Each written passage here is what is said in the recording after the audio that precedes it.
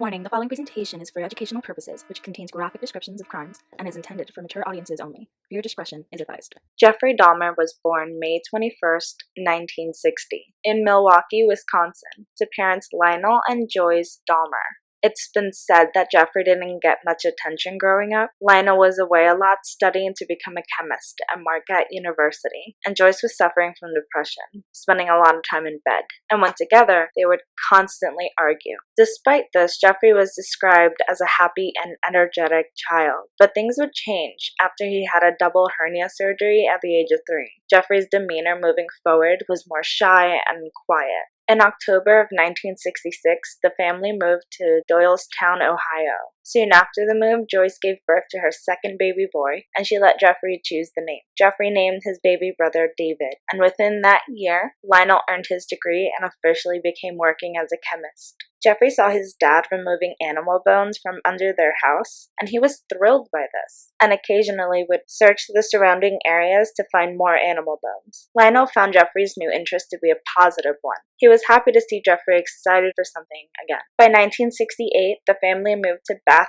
Township, Summit County, Ohio, where they lived on 1.5 acres of woodland in a house with a shed. Now with all this space to explore, Jeffrey would go out and start collecting bugs like dragonflies and moths. Eventually, he would start to collect the carcasses of small animals. Jeffrey was very curious about their anatomy. One night at dinner, Jeffrey asked his father about what would happen if he were to put animal bones in bleach. Lionel was excited about his son's curiosity for science. He saw this as an opportunity for bonding, and he taught Jeffrey how to safely bleach and preserve animal bones. Now Jeffrey would bring roadkill in the shed to dissect and examine their insides. This would become a regular activity. By the age of 14, Jeffrey began drinking alcohol, like all the time. He would bring it to school with him and hide it in his jacket. Jeffrey was considered a class clown to his classmates at Revere High School. He would act out the mannerisms of people living with epilepsy or cerebral palsy or even Down syndrome, and unfortunately this behavior became well known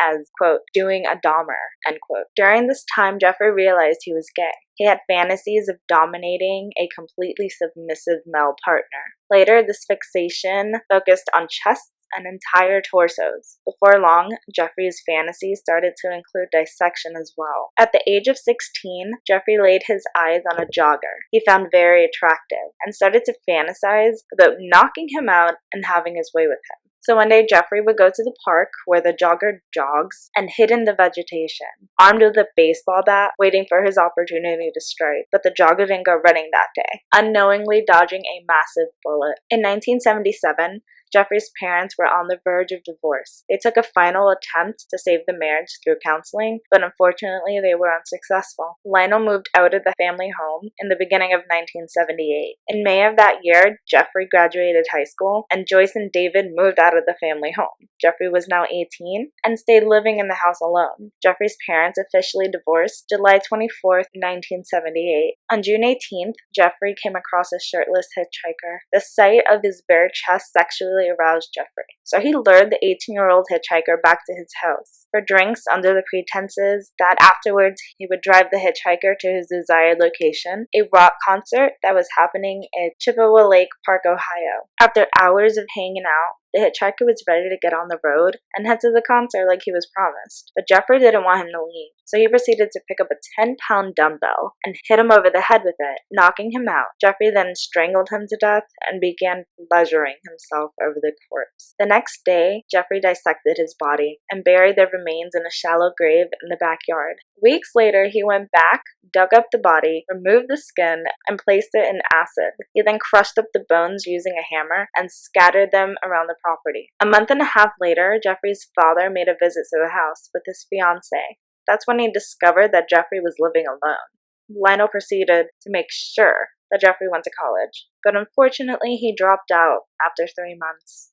This infuriated his father, and Lionel forced Jeffrey to enlist in the army. So he underwent basic training before training as a medical specialist in Texas. On July 13th, 1979, Jeffrey was deployed to Germany, where he served as a combat medic. But because of his alcohol abuse, he was deemed unsuitable for military service and got discharged. To avoid facing his father, Jeffrey flew to Miami in an attempt to start over. He found a job at a deli and rented a room in a motel. But Jeffrey couldn't prioritize his money and soon was evicted due to non-payment of rent. So he calls his dad and asks to move back to Ohio. And of course his dad agrees. Once he moved back, Jeffrey would stay with his dad and stepmom at first, but continued to drink alcohol heavily, and soon was arrested for drunk and disorderly conduct. Lionel, at his wit's end, ended up sending Jeffrey to live with his grandmother in West Allis, Wisconsin, hoping she would have a good influence on him. At first, living with his grandmother went well. He would go to church with her and do house chores, and in early 1982, Jeffrey found work as a phlebotomist at the Milwaukee Blood Plasma Center. He held this job for a total of 10 months before being laid off, then stayed unemployed for 2 years, living off his grandma. Jeffrey was arrested for indecent exposure on August 8, 1982, at the Wisconsin State Fair Park. Jeffrey was seen by over 20 people exposing himself. Nevertheless, time passes, and on January 1985, Jeffrey was hired as a mixer at the Milwaukee Ambrosia Chocolate Factory, where he worked the night shift. Around this time, he began to frequent Milwaukee gay bars and bathhouses, and it was said that Jeffrey stole a male mannequin from a store for sexual stimulation, until his grandmother found it in the closet and demanded that he got rid of it. Soon, Jeffrey realized he didn't like it when his partners moved during sex, so he would take them to bathhouses, serve them drinks laced with sedatives, waited for them to fall asleep, and had his way with them, then left them there. After doing this like a dozen times, the manager of the bathhouse would ban Jeffrey, but this wouldn't stop him. He'd continue this activity in hotel rooms. On September 8, 1986, Jeffrey was arrested for pleasuring himself in public by the Kinnickinnic River in the presence of two 12-year-old boys. Jeffrey was sentenced to 1 year of probation, and he had to go to counseling. Later on in November of 1987, Jeffrey met a 25-year-old man from Ontonagon, Michigan at a bar. He got him to head back to the Ambassador Hotel in Milwaukee, where Jeffrey had rented a room. According to Jeffrey, he had no intention of murdering him. His goal was to drug him so he could lay down and examine his body. But the next morning, Jeffrey woke up on top of him. The man's chest was crushed in and black and blue. He also had blood coming out of his mouth. Jeffrey's forearms and fists were extremely bruised as well. Yet he said he had no recollection of what happened. Jeffrey placed his body in a suitcase and moved it to his grandmother's house. 1 week later, he severed the limbs from its torso, removed the skin and reduced it in size. He wrapped the bones inside of sheets and crushed them with a hammer. Jeffrey disposed of all the remains except for the severed head. It was wrapped in a blanket, and Jeffrey boiled it 2 weeks later. After this, Jeffrey began actively searching for victims to drug and strangle to death. 2 months later, Jeffrey met a 14-year-old Native American male prostitute, which he lured to his house under the pretenses of being paid to pose for nude pictures, but would end up being strangled to death. A week later, he would dismember the body and scatter the remains. On March 24th, 1988, Jeffrey met a 22-year-old bisexual man outside a gay bar called the Phoenix. Jeffrey lured him back to his grandmother's house under the pretenses of being paid $50 to just spend the night with him. Jeffrey then drugged and strangled him to death, performing sexual acts on the corpse. Hours later, he dismembered the body, throwing out the remains in the trash. He saved the skull for later disposal. A month later, Jeffrey lured another man to the house. He drugged him with laced coffee, and before anything could happen, Jeffrey's grandmother called to him from upstairs. Because of this, Jeffrey changed his plans and decided to drop off the now unconscious man at the County General Hospital. In September of 1988, Jeffrey's grandma asked him to move out. She was tired of Jeffrey bringing men into her house late at night, as well as him drinking all the time, plus that foul odor that's been coming from the basement. Jeffrey quickly found a 1-bedroom apartment and moved in September 25th. But literally 2 days later, he was arrested for drugging and fondling a 13-year-old boy that he lured to his house to pose for nudes. Jeffrey pleaded guilty to second-degree sexual assault and to enticing a child on January 30th, 1989. Sentencing, however, wouldn't happen till May, so Jeffrey moved back in with his grandma in the meantime. On March 25th, 1989, Jeffrey was approached by a 24-year-old aspiring model. He then lured him back to his grandmother's house, where they participated in oral sex before Jeffrey drugged and strangled him to death. The next morning, Jeffrey placed the body in his grandmother's bathtub. He decapitated the body, removed the skin, and crushed the bones before he disposed of the remains in the trash. Jeffrey found the aspiring model to be exceptionally attractive, so he preserved the head and genitals in acetone, then stored them in a wooden box. On May 23, 1989, Jeffrey was sentenced to 5 years probation and 1 year in jail with a work release permit, so he could continue working at the chocolate factory. He also was required to register as a sex offender. 2 months before his scheduled release, Jeffrey was paroled, and on May 14, 1990, he had moved to 924 North 25th Street, apartment 213, taking the preserved human remains with him. Jeffrey seemingly chosen the perfect place for him to live. He was located in a high-crime area. His apartment came furnished. He was pretty close to his job at the chocolate factory, and rent was $300 a month, with utilities included. But not even a week later, Jeffrey had killed his sixth victim, a 32-year-old male prostitute that Jeffrey lured to his apartment under the pretenses of being paid for sex. Jeffrey drugged and strangled him to death. The very next day, Jeffrey brought a Polaroid camera to take pictures of the body in suggestive poses before dismembering him in the bathroom. Jeffrey proceeds to boil the arms, legs, and pelvis, then rinse off the bones in the sink. He also spray painted the skull and placed it in the filing cabinet, alongside the skull of his previous victim. He dissolved the rest of the body in an acid-filled container. In June of 1990, Jeffrey lured a 27-year-old man who he was slightly familiar with to his apartment. He then drugged and strangled him. Jeffrey places the skeleton in the freezer for several months, hoping it would no longer retain moisture. Nevertheless, when this failed, the body would be placed in acid. Jeffrey accidentally destroyed the skull when he placed it in the oven to dry, but this caused it to combust. And 2 months later, he met a 22-year-old Chicago native outside a bookstore who agreed to accompany Jeffrey to his apartment for $50. But when Jeffrey tried to perform oral sex on him, he said, quote, "That'll cost you extra," end quote. Jeffrey didn't take too kindly to those words, and at this point he noticed he was running low on sleeping pills. So he proceeded to murder him by severing his carotid artery. He bled to death in minutes. Jeffrey then used the Polaroid camera to capture images of his victim in suggestive poses before placing it into the bathtub for dismemberment. It was said that Jeffrey kissed and talked to the severed head while he dismembered the rest of the body. Jeffrey then wrapped up the heart, biceps, and parts of the leg flesh in plastic bags and placed them in the fridge for later consumption. The severed head was stripped of flesh, painted, and coated with enamel. On September 24th, Jeffrey encountered a 22-year-old man at the Grand Avenue Mall. Jeffrey persuaded him to head back to the apartment for drinks, but Jeffrey didn't find him attractive. So after drugging the man, he strangled him and dismembered the body, but did photograph the process of dismemberment.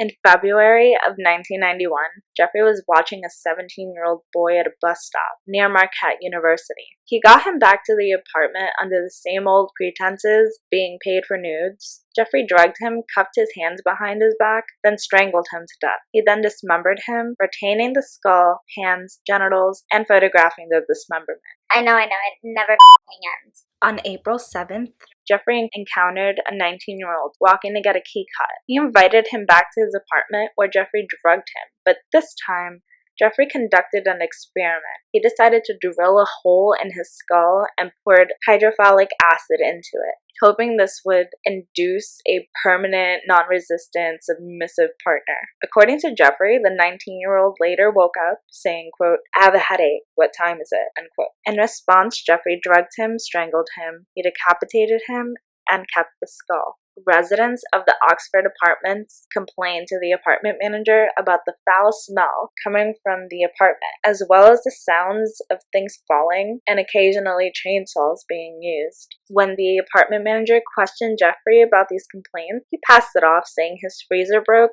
causing everything in it to spoil. Complaints would continue to roll in, and when Jeffrey was once again confronted by the apartment manager, this time he blamed the smell on his tropical fish that had died. Nevertheless, he promised to take care of it. May 24th, 1991, Jeffrey met a 31-year-old aspiring model at a nightclub. He was lured to his apartment under the same old pretenses, being paid to pose for pictures. He was drugged, and Jeffrey drilled a hole in his head. then injected hydrofluoric acid directly into the skull, in another attempt of creating a permanent, non-resistant, submissive partner. But this time it didn't work. It just proved fatal. On the afternoon of May 26, 1991, Jeffrey met a 14-year-old boy on Wisconsin Avenue. He offered him money to pose for Polaroid pictures in his apartment. Unbeknownst to Jeffrey, this boy was the younger brother of the boy he had back in 1988. Now back at the apartment, after taking the pictures, Jeffrey drugged him and brought him to the bedroom, where the body of Jeffrey's last victim laid naked on the floor. The 14-year-old boy had no reaction to this, likely because the drugs had started to kick in.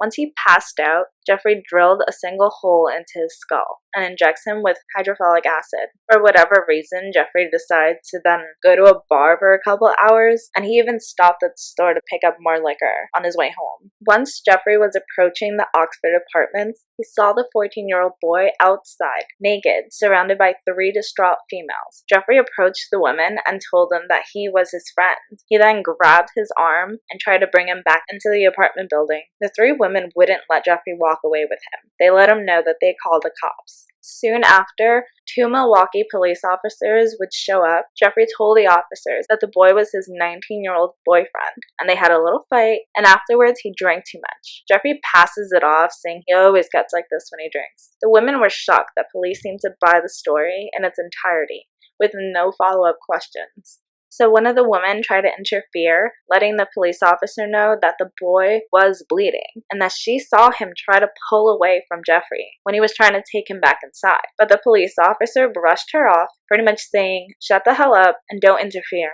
The police then covered the 14-year-old boy in the blanket and helped bring him back into Jeffrey's apartment, where Jeffrey continued to try and prove that the boy was his, quote, lover. He showed the police Polaroid pictures he had just taken of him. The police were like, "Okay then, take care of your mans, bye." Once the police left, Jeffrey once again injected hydrofluoric acid into his brain, this time killing him. On May 28th, he took time off work to dismember the bodies in his apartment. And from June 30th to July 19th, Jeffrey had lured 4 more men into his apartment, all ending in death. He was also fired from the chocolate factory due to consistently taking off work.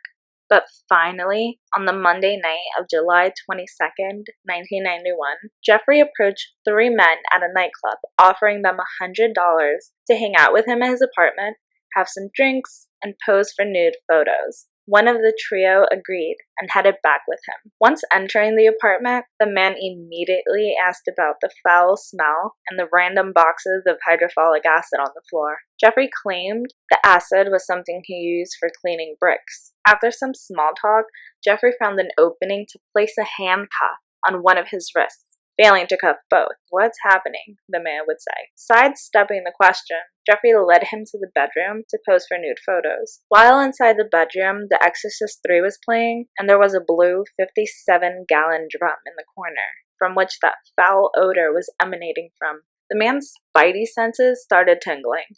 He knew he had to get the out of there. But Jeffrey pulled out a knife, reminding the man he intended to take nude photos of him. In an attempt to keep Jeffrey calm, the man began to unbutton his shirt, and he asked Jeffrey if he could remove the handcuff and lower the knife. But Jeffrey ignored the question and glanced over at the movie. When Jeffrey turned his attention back to the man, he placed his head on his chest, listening to his heartbeat. Jeffrey then pressed the knife against the man and told him he wanted to eat his heart. Clearly freaked out, the man asked to use the bathroom, hoping there'd be a window he could possibly jump out of. When he discovered there wasn't one, he asked if they could sit with a drink in the living room, where there was air conditioning. Jeffrey agreed, and the pair walked to the living room. The man eagerly waited for Jeffrey to lose concentration on what was happening and asked to go to the bathroom again. But this time, the man punched Jeffrey in the face, causing him to lose balance, and the man ran out the front door. At 11:30 p.m. that night, the man flagged down 2 Milwaukee police officers, frantically asking for help. He told investigators this freak put a handcuff on him, and he couldn't take it off. Once police failed to remove the handcuff with their own key, they offered to take him back to where he was last so they could retrieve the correct one. The man agreed, and off they went to Jeffrey's apartment. Once they arrived, Jeffrey invited the trio in. He admitted to placing the handcuff on him, but did not give any explanation as to why. He told investigators that the handcuff keys were on his bedside dresser. As soon as the officer entered his bedroom, Jeffrey attempted to sidestep him and get the key himself, but he was quickly told to back off by the investigator. Inside the room, the officer noted a large knife on the floor and an open drawer in the dresser. When he took a closer look, he found Polaroid pictures of human bodies in various stages of dismemberment. He also noticed the decor in the pictures matched the very apartment he was standing in. He then brought some photos to his partner, saying, quote, "These are real," end quote. Once Jeffrey saw the investigator holding Polaroids, he tried to run and resist arrest, but was immediately overpowered and handcuffed. Police then called for backup. One of the officers opened the refrigerator to find a freshly severed head of a black male on the bottom shelf.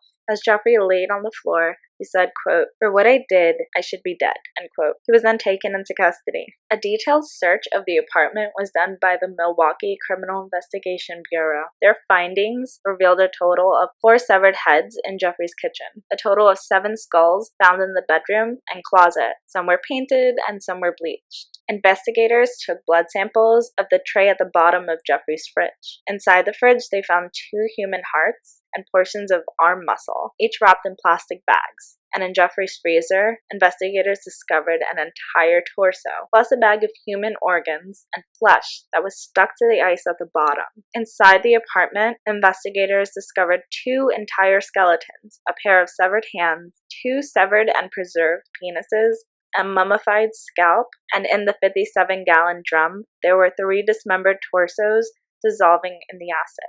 A total of 74 Polaroid pictures showing the dismemberment of his victims were found. The chief medical examiner later stated that, quote, "It was more like dismantling someone's museum than an actual crime scene," end quote. During questioning, Jeffrey admitted to have murdered 17 young men in total. He first murdered the hitchhiker in Ohio back in 1978, then murdered a total of 16 young men in Wisconsin since 1987. His trial began January 30th, 1992. It lasted 2 weeks, and Jeffrey was sentenced to life in prison without the possibility of parole, times 16, so a total of 941 years. Jeffrey served his first year in prison under solitary confinement, then moved to a less secure unit, where he was assigned a daily 2-hour work detail cleaning the toilet block. And on the morning of November 28, 1994, Jeffrey left his cell heading to his assigned work detail. He would be joined by 2 fellow inmates.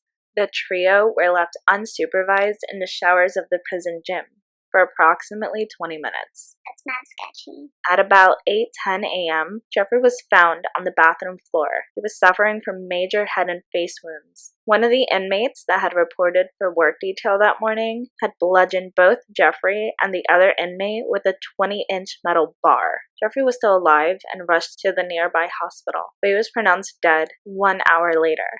Thank you so much for watching. Please be sure to hit that like button, subscribe, hit that bell icon, and I'll see you later.